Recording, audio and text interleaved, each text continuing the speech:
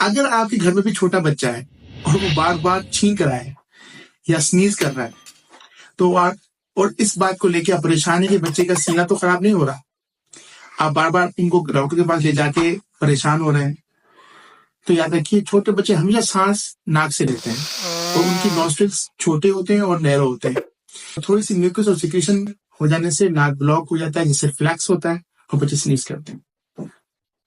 तो याद रखिए, नॉर्थलैंड पी ड्रॉप्स के 2-2 कतरे नाक में डालिए, हर नोस्ट्रिल में डालिए, और बेहतर ये भी होगा कि आप बच्चे को फीड से पहले भी 2-2 कतरे डालें, ताकि बच्चा अच्छे से फीड करे। नाक खुला होगा तो बच्चा अच्छे से फीड भी करेगा।